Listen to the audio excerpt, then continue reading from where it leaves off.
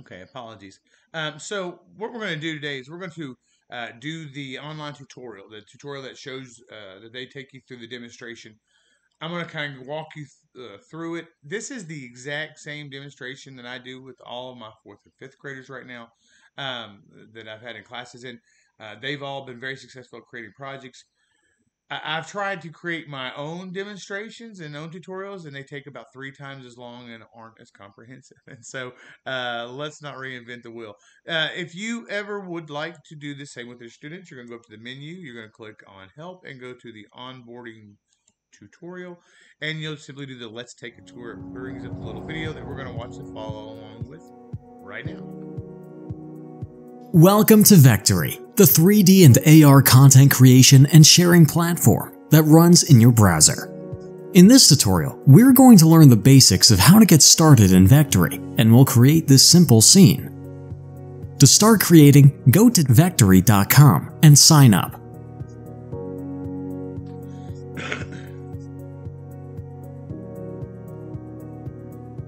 In your account, you can see the dashboard, where all of your future projects and teams will be located. To start a new project, click on Create a New Project or Plus New Project within the dashboard. Now we have entered the Vectary 3D editor. If Onboarding Tutorial appears, you can skip it for now, as we will go over the navigation in Vectary momentarily. Should you need it, you can always find the tutorial in the help section. And obviously you're skipping it and going directly to the design because I have the tutorial. If you already played around in Vectary before, make sure to navigate to the main menu, then Settings, and click on Reset Settings to Default, so you can follow the instructions of this tutorial step by step. Header and toolbar are located in the top part of the editor. You can also add the name of your project here. Just FYI. So again, you can name your project here. I'm going to simply name mine me as the tick. So this we're going to stop each time that we have a direction here, so you all can get caught up and follow along at this time. Go ahead and click in there and name your project appropriately. FYI, your projects are saved automatically. On the left side, you can find the objects list. All objects you add to the scene will appear here. On the right side, you will find the Properties panel. In the middle of the interface, you can see the canvas, or your 3D workspace. Within the canvas, there is a grid, which will be the base for all your 3D creations. Navigation in Vectary is very simple. To rotate the scene, drag the left mouse button. To pan, drag the right mouse button. To zoom, scroll. There are two main modes in Vectary. Object mode, where you create and assemble objects and apply various tools, and edit mode, where you can create and edit 3D geometry. For now, let's focus on object mode. We'll cover edit mode in other tutorials.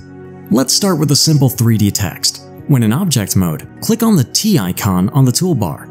Parametric 3D text example now appears on your grid. Let's change the text. Head over to the 3D text properties in the Properties panel and type Getting. Okay. Now,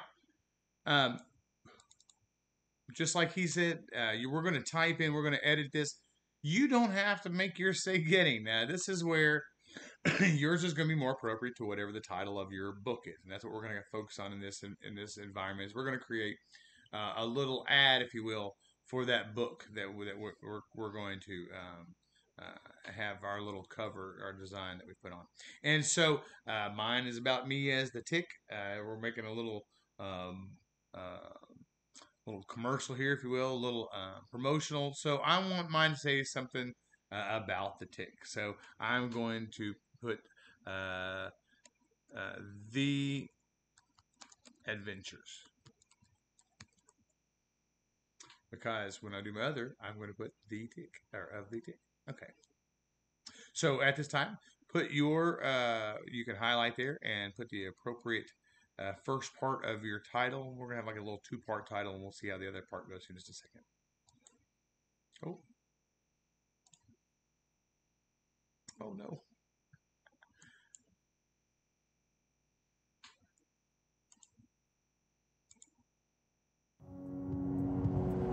tutorial step by step. Header and tool key icon on the toolbar. Parametric 3D text example now appears on your grid. Let's change the text. Head over to the 3D text properties in the Properties panel and type Getting, using capitals only. Under Text field, there are 2 drop-down lists. In the left drop-down list, there are over 900 fonts for you to choose from. For now, let's go with Montserrat. In the right drop-down list, there are different font styles. Let's set it to 800 to make it. Okay, so Montserrat is what they suggest here, and we can go with that just to kind of keep it simple so ours doesn't get too crazy. Whoop. God, this is running my glasses.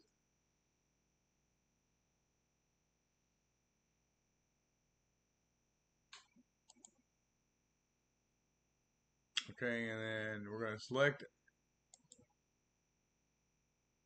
800, I believe he said. All right. Thicker. Now the 3D text became too tight, so we'll need to adjust the character spacing, also called kerning. Click and hold. So the kerning here is the character spacing, and what he's saying here is this click and hold. If you notice, when my mouse is over here over the 0, it's not doing anything. But when I bring it over to the arrows, I've got an up and down, and I can raise and lower it. And you want to kind of set your kerning to what's going to be appropriate to your words and letters. So I think that's kind of appropriate to mine. It looks pretty good. Hold the left mouse button over the character spacing input field and move the mouse up or down. This changes the value and simultaneously applies the changes to your font. You can also type the desired value directly into the input field. Let's change the depth to, for example, 90. To smoothen the edges, switch the bevel on. Okay, now you're going to notice that one of the things that that they talk about is bevel, and it's a contour set. It's a little different on this one. We're not going to really adjust that. They did adjust the depth here. He said 90. I think that's a little deep. I go with 75. Oh, actually, I'm going to turn mine even lower here. I think I'm going to go with 50. I like that. Again, you can set yours to whatever you like. Go 40. All right. Click on the arrow next to bevel to expand the individual properties. Let's decrease both the thickness and size to 1 for a more subtle effect. This is now the perfect moment to introduce the Vectary Gizmo, or the tool for all fundamental transformations such as. Now, the gizmo is the most important thing to understand. So this is one of those things I'm telling the kids, hey, listen, if you're not paying attention to anything else, this is part you're going to listen to. This gizmo is what really makes this accessible, in my opinion, to elementary school students. The usability and the user-friendliness of this little tool is remarkable. There's so many different ways. And once, like my little girl, again, 4th grade last year, 5th grade going in, pick this up quick and easy. So don't underestimate the ability to use this type of stuff in elementary. Just moving, scaling, and rotating. To move an object, use the arrows.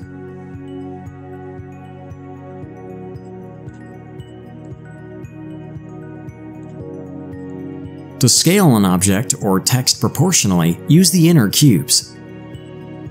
To scale in one direction, use the outer cubes.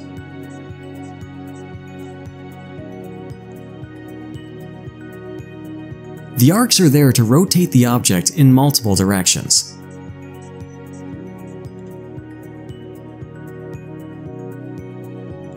To undo transformations, press Ctrl-Z for Windows or Command-Z for Mac. The added 3D text now appears as an object in your objects list on the left. In case the gizmo suddenly disappears, you can always bring it back by clicking on your object in the canvas or in the objects list. Now, we want to place a word started in front of the word getting into the same position you have already seen at the beginning of this tutorial.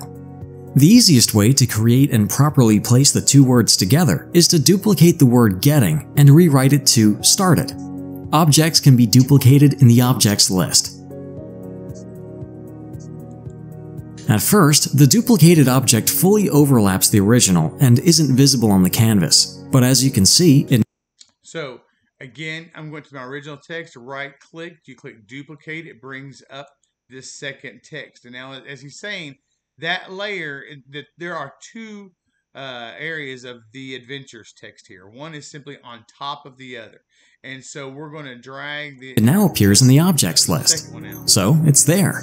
The duplicated 3D text is automatically selected and can be moved to the front by using the gizmo arrow. So again, I'm going to use the gizmo arrow. I'm simply going to move, and you can see there it is. I've got two of those. Scale down using inner cubes. Let's rewrite the front word getting to... So again, he's saying using the inner cubes. I'm going to make this a little smaller. I'm going to come over here, and because now I want my text to say of the tick, I'm going to now type that here. Oh, and I'm going to keep it all in caps. You don't have to keep yours in caps, but there we go. Started in the Properties panel. Now select the word getting and by grabbing and dragging the arc, rotate it to -90 degrees.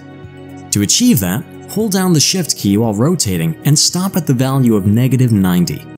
Okay, so what they're saying here is you can take this, we're going to select by going over here, clicking the adventures. Now we can see the gizmo is over the adventures, and the adventures is highlighted. We got the little yellow lines around it.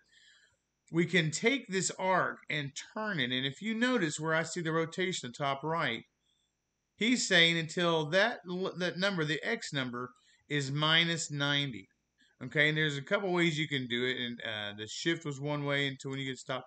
The other way you can simply do it is come right here and type in -90 and an enter, and boom. Oh, try that again. My number's locked on there. There we go. And you can accomplish it that same way using the numbers directly. As a final touch, decrease the depth of the word started to 30 in the Properties panel. To properly place the two words in a desired final position, use the gizmo arrows.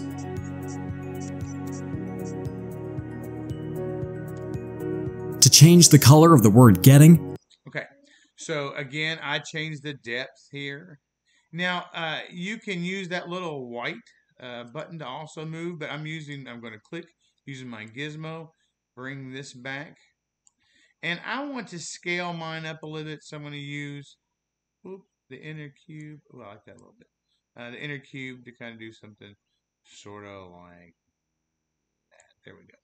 And now we're going to talk about adjusting the color and how we can look at the color. And if you scroll down on the right hand side of that objects editor over here on the right hand side, you can see all the different stuff that you can adjust the text with. Now,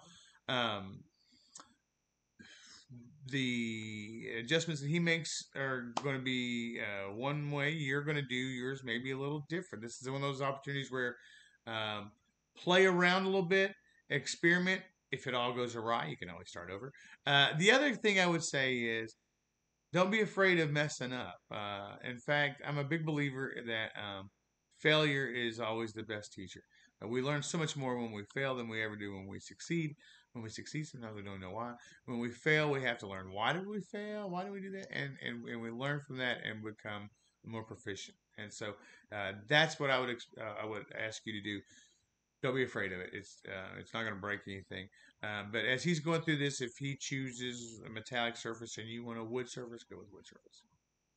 First, you need to select it and use the material properties in the Properties panel. Let's pick dark gray. Remember, material... Okay, so then we're working with the backward now. You can see mine is highlighted. He's saying let's go with a dark gray. I'll go with dark gray. I like that. I like a blue-gray. Let's go with that. All right. Material properties only appear if you are in Object Mode or Edit Mode workspace. To increase surface reflection, set the roughness value to 0. It's good to name... So the roughness value here, if we set this to 0, what they're going to do is kind of make that that surface sort of more reflective, shiny, if you will. Your materials for better orientation. For example, glossy dark gray. Your material will... So he's saying up here, now you can go up here and save this. You can call this glossy dark gray. and that's an option if you want will to always appear in the drop-down menu, so you can apply it to any other object later on. To see how your design looks with lights and shadows, click on Render Toggle. Render Preview. Okay, so the render is up here. Okay. Will automatically start after you make any change to the scene. Now our model appears to be floating in the air.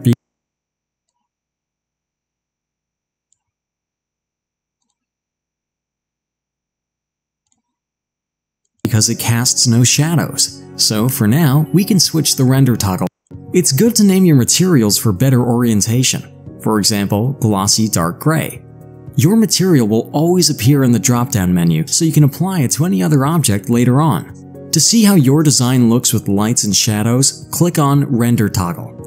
Render Preview will automatically start after you make any change to the scene. Now our model appears to be floating in how your design looks with lights and material properties only appear if you are in Object Mode or Edit Mode workspace. To increase surface reflection, set the roughness value to 0. It's good to name your materials for better orientation. For example, glossy dark gray. Your material will always appear in the drop-down menu, so you can apply it to any other object later on. To see how your design looks with lights and shadows, click on Render Toggle. Render Preview will automatically start after you make any change. Here we go. Render Toggle. Back to Object Mode. Render Toggle. There we go. Sorry about that. Now my glasses on, I couldn't see what was clicking there. And so once you hit the render toggle, as he's saying, is you can sort of see what it looks like there as it's floating in space. To the scene. Now our model appears to be floating in the air because it casts no shadows. So for now, we can switch the render toggle off. To create shadows and ground the object in 3D space, first go to Object Mode, hover over Primitives, and click on Shadow Plane.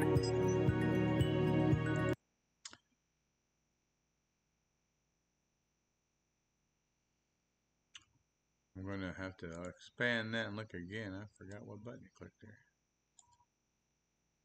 Primitives, and click on Shadow Plane. Shadow Plane. Thank you. So we come up here to Primitives and Shadow Plane. There we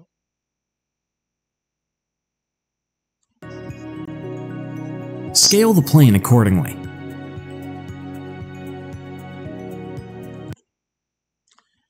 And I believe you can simply,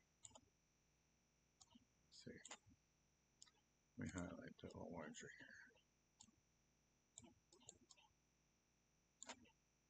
here. On Shadow Plane. Scale the plane accordingly.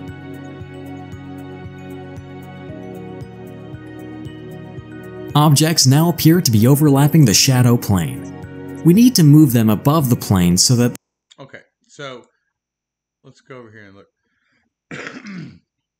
When we're on that shadow plane, just like we did before, we're going to use those inner boxes to enlarge that plane. And then you can use your left mouse click there to adjust and see. And you can see that yellow line defines sort of that plane, if you will, and you can kind of see whether or not your letters are above or below the plane. Now, I like to keep mine above the plane because in a little bit we're going to look at the idea of shadows and how the shadows could cast.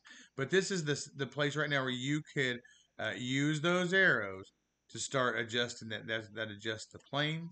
If I click the word of here, I can use the arrow to raise it or lower it in relation to that plane. Again, I like my words up above a little bit. You can do the same with the words in the back. Oop. Nope, not ready to bake yet. Okay. If I chose this, I can, again, using my up and down arrows, move it up and down relative to that plane. Okay. They will cast a proper shadow. To do that, let's rotate the scene to the snapped side view. You can also use the Tab key to snap right to it. So you can come over here to the snap side, just like so. From the side view, we can see that the objects are not above the shadow plane, which they should be. Select one object at a time by clicking on it and moving it above the plane.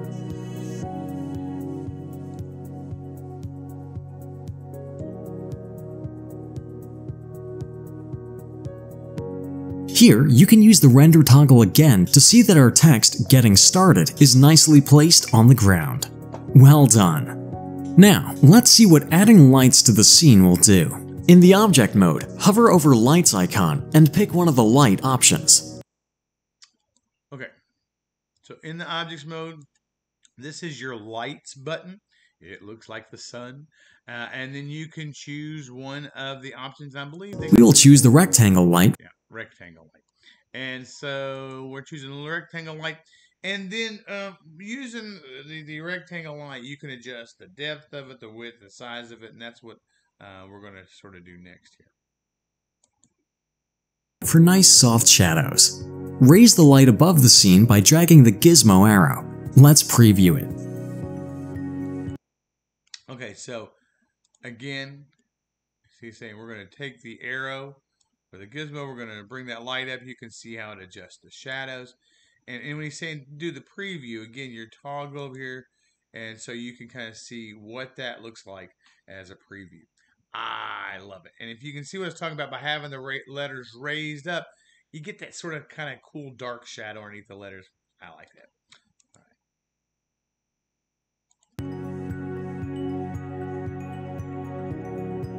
You can also change the parameters of the lights, such as size, color, and intensity, in the Properties panel. Let's change the light size to 500 by 1000, but leave the color and intensity at default for now.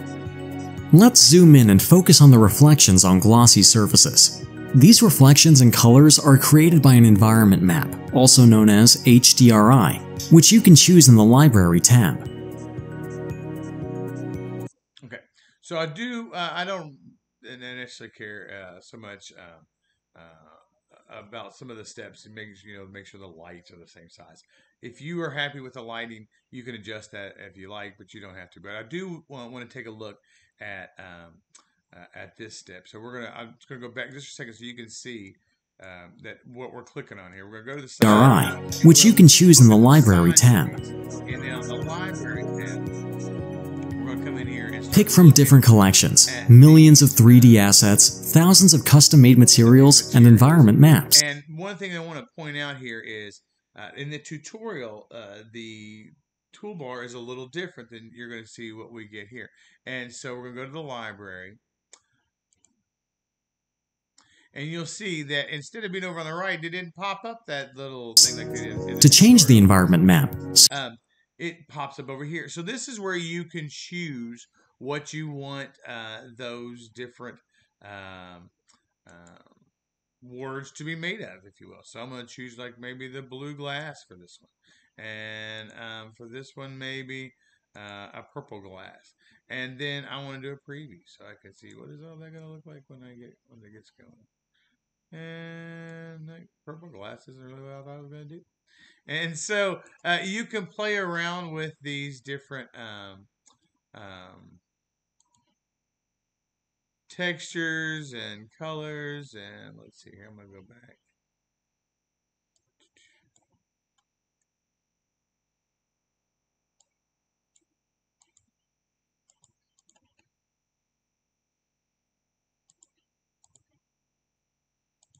Oh,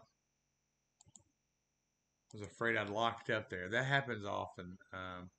And I'm going to tell you right now, Chrome Canvas does the same thing. If you get to a point where it seems to be locking up, you can always close and go back in.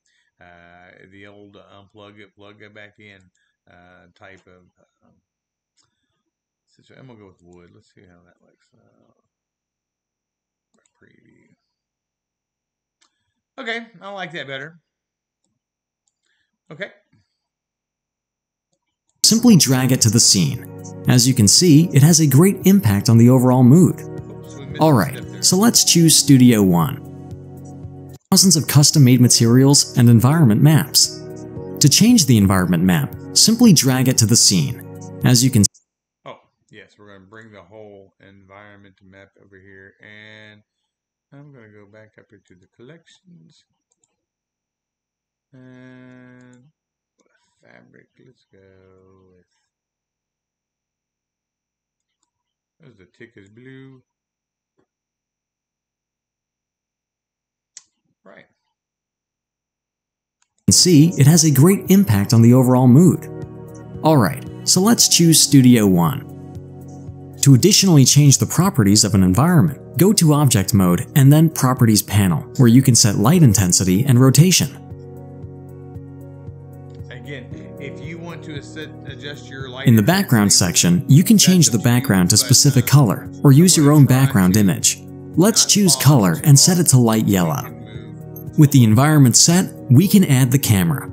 The camera is used to save a particular view of your scene and offers additional features, which will be discussed later on. To save a view, first choose the view for the scene, and then click on the camera icon. Now, if you zoom out, you can see that the camera is attached. Okay, so I would like for you to understand how the scene works. So what he's saying is we're going to rotate this till we've got where we want to put our camera. And again, you can use your zoom, remember the right button pans and moves things, the left button rotates around the plane, and that scroll button moves in and out. Once you've got where you want the camera to be set up, and I'm going to put mine sort of here, and I'm going to roll it out just a little bit because I kind of know where we're going to go with this soon. So I'm going to put mine about here. And we're going to click the oh, well, the camera button and object mode, camera button. There we go. And so this is going to establish where our camera is going to be located. Attached to your saved view. To enter or exit the saved camera view, click on the Enter View icon in the Objects list or in the Properties panel. It's better to lock the camera in order to not accidentally change your preferred view. So we can do that. We'll go over here, we're going to lock that. As you can see when I move it, and I'll pan out, you can see there's my camera. There it is. It's recording that scene. So one of the things I want to kind of get your brain to thinking about here and how you might use these, that's a video camera, right? That's a reel-on-reel film camera from the 30s and 40s. What's that doing in here? It's a film camera. So these programs, these three-dimensional programs, are valuable to these kids because they have a lot of opportunity to grow. And so while today they may be learning how to make text bigger and make it different colors and add some cool fun stuff, some cool clip art, if you will, 3D clip art, what they're going to also learn to be doing is how to create animation, how to use those tools to create animation, how to create 3D designs that they can send to a 3D printer. And so this little camera feature is one of those that they would learning it now to do it in a little scene like this. Later they go, oh, I know how to use that when I make my stop motion movie. Okay. To lock it, click on the lock icon in the Objects list. Okay, so let's add a more exciting object into the scene, a box for example. In the Object mode, click on Primitives and select a box. Using the gizmo, move and scale the height of the box to about 1/10 of its original height, then move it to the top left-hand corner. Let's say you want your box to have a marble finish. To apply any custom material, go to Library, click on the Materials icon, and search for the desired type. We'll search for the upper-mentioned marble. Drag and drop the material. Okay, so we are going to add a few different objects. And so the objects you're going to choose, we're going to do the box one together if you'd like. And if you don't mind putting a little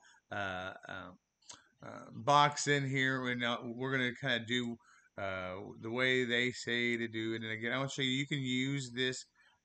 This is a little way you can move the box other than using just the arrows. You can grab that little white circle in the center. And then I like to move my things kind of at a little bit of an angle. Remember, I'm using the outside blocks to adjust in one direction, that height down. We can go, while we're in that objects field, we can go into our, where do we go? Oh, library, excuse me. Uh, we can type in marble, that sort of thing. I think I'm going to go with, um, mm, I think I'm going to keep that wood theme. And again, what you do with yours is going to be up to you. You're going to drop and drag, just pull it on over. Little thing, little arrow, you'll see. You can add text here again. If you want to add text to this, you can do that as well. For the purposes of trying to get through this in a timely fashion, so you guys aren't stuck here all day, I'm going to just do one more here. Again, the objects that you choose are going to be the ones that most fit your story. And so I want to take a look real quick at some of the other things that we can add. And one of the things I want you to take a look at is when we go to this library here, go back here, is I want you to start thinking about those 3D, those clip art ideas. You know, you've got a whole, a whole menu of different assets that you can choose from that are already pre-designed, whether it's just simple objects, triangles and that sort of thing, shapes, or whether it's something like a car, these little robots and so forth and so on. And so I choose for mine this little robot. I like the little robot. There's a story where the tick fights um, a robot, and so I want to bring that little robot in here. You can see it takes a second. The little icon here, the little circle icon, shows you that it's loading. Just like any other object, I can use my gizmo. And again, once the kids figure out how to use the gizmo, it's really simple to kind of put this wherever you want it and to scale it however you want to scale it. Now, I'm going to go over to the plane. I like where it's sitting on the plane. All right, and it's just a little bit. I'm going to bring it a little smaller. Whoops. You grab the inside box. There we go. Grab the inside box. There you go. Wow. All right, and I'm going to rotate it a little bit because I don't like it that it's facing. I want to kind of face this direction a little bit. And so, again, super easy with that gizmo. Take a few minutes, add 2 or 3 different objects here. The last thing we're going to do is that I want to show you as part of this demonstration today is we're going to add that book. And I'm going to put my book sort of down here below. We're going to finish out the tutorial so you can see theirs is a little different than what ours looks like. But that's good. Ours should look like ours, not like ours. All right. So I'm going to go back to objects. I'm going to choose a box. I am going to move that box using my arrows. Oh, God, I really wish I could get my glasses on. All right. I'm going to make it shorter using the top, the outside. I want to make it taller because it's a book. And I'm going to scale it a little larger. About that big. All right. Last thing I want to do with just the book itself is I'm going to go into my library and I'm going to put a fabric cover on it because I'm old. Whoop, I didn't mean to do gray. I'm going to pull blue over here. And because I'm old and all my books, actually that's too much like the other ones. Go to darker. And so you can see how easy it is. If you don't like something, you can change it real easy, real simple. And so we're going to look at the tutorial because I want you to kind of see how they do and show. But we're going to import that image. Now, what does this got to do with all that stuff we did at the beginning? We're going to bring in that image from Sketchpad 5.1, and we're going to put that on the cover of our book. And so hopefully now all of this starts to tie together on how students can start to use these individual tools to create one final project that demonstrates their understanding of a concept, or just lets them show off something that they learned about. Okay. And so I'm going to fast forward a little bit till we get to that part where we get to put the material on the object. To customize applied material to fit your scene, pick this polyhedron wireframe list. With square plane selected, go to Generate. We mean all parts of your 3D workspace, cover, or the pages of the book. Now, let's go to Object Mode, select Cover, and pick the peach color from Material drop-down list. To add a cover image to this book, let's import a 2D image, such as JPEG or PNG. Simply drag and drop the image from your computer and place it on the book cover. Apart from 2D images, you can also... There's a couple ways that you can do this, and so the way I have started doing it, and it seems the easiest to teach the kids, is if you just go to that file and click copy, and then come back, and then right there on. Let's see if I got that right.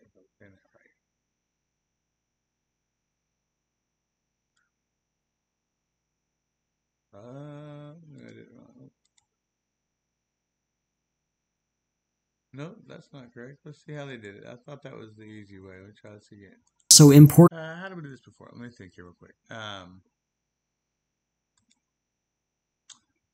Oh, I think I may have to open it. That's maybe what it was. Let's try that again. Move this to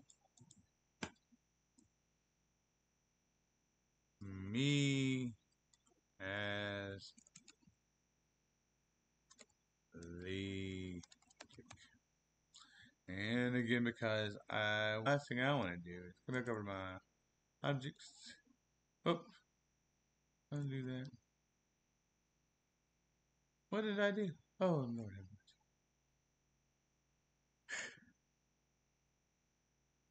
Oh, why did you do that, McGuire? That was all the wrong thing. Let's go back to my text box. Oh, Lord. I had all kinds of stuff. So it's changed that, and I want it to be red because I'd like for it to match the little stars there. So this should be turning red. Nope. Last thing I want to do is I'm going to turn this off. Letter's not turned red. I still need to adjust my... Let's turn this off. All right. Let me turn my scene. If you all saw what I did there, my text had jumped below.